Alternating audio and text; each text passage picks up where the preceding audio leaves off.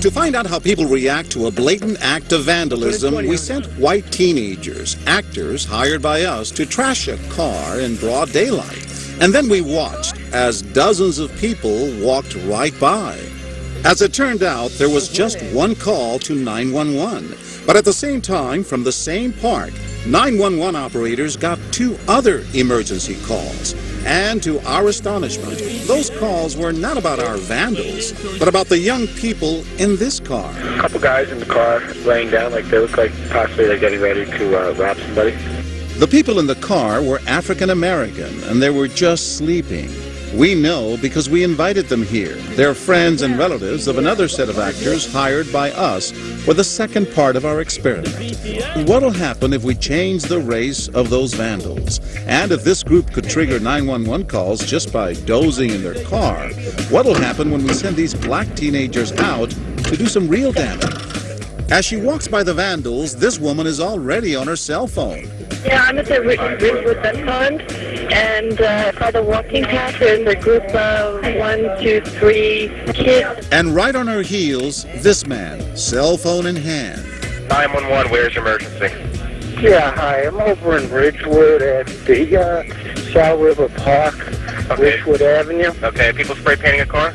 Yep. All right, we got it ready. We'll send it off. This woman asks the boys what they're up to. No, we ain't doing nothing, man.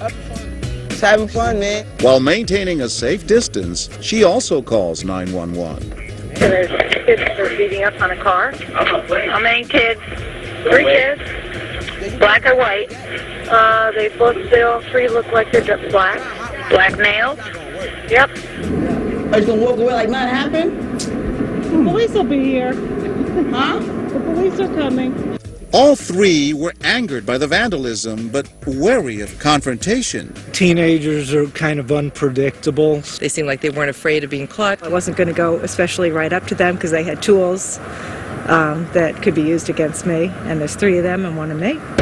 The destruction continues, and it's clear that in this predominantly white suburb, our 3 African-American vandals are generating more interventions and more calls to 911 than the white vandals. Neighbors pulling out the cell phones. One lady almost tripped, calling like, they're like, yeah. They're here. Hey, is that your car? No? Is it yours? No, but you shouldn't be doing that. I felt outraged. How dare you come to our backyard and do something like that in the middle of the day in front of our kids? I don't care where you're from. I don't care what color you are. You're doing something illegal. And so immediately I decided to call the police. Ridgewood Police, can I help you? Yes, hi. There's actually 3 kids in the park, and they're vandalizing a car. They're actually painting the car, and they're trying to break in the door right now. My husband was right to say that, what if those kids had a gun? And at that moment, honestly, I didn't think about that. The way I am, if I see something, I do something right away. What I found fascinating is that she defined that situation as her backyard. Suddenly it becomes us against them. It was clear then that these people are outsiders, and they don't belong here, and they don't belong here doing the things that they're doing. This is not your car? No. You have to stop. Why? It's illegal. Okay. It is? Yeah, somebody's going to call the cops. This conversation lasts 4 minutes, and this woman even gives the boys her name. What's your name? Kim? Which they promptly paint on the car. Now we said that you did it. Let me see. Now we're going to call the cops on you. So what difference did it make when we changed the vandals' race? A total of 10 calls to 911 compared to 1 call when the vandals were white. And more people stepped in.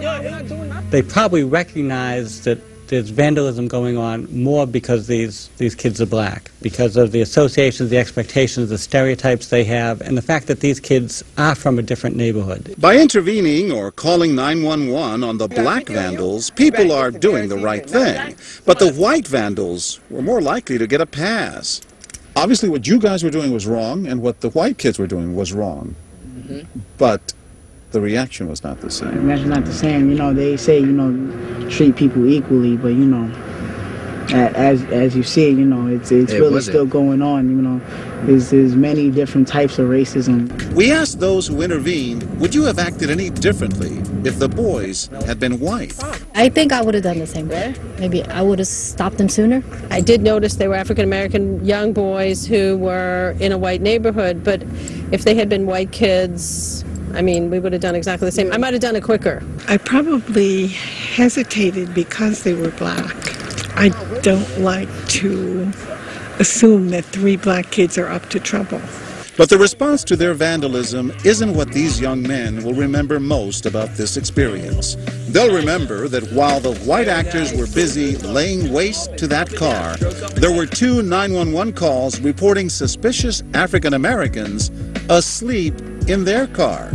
The people in that car were actor Justin Chandler's family. These kids are destroying this car and trying to break in. They're not even worried about it. Meanwhile, they worried about Justin's family over sleeping in the car. Black.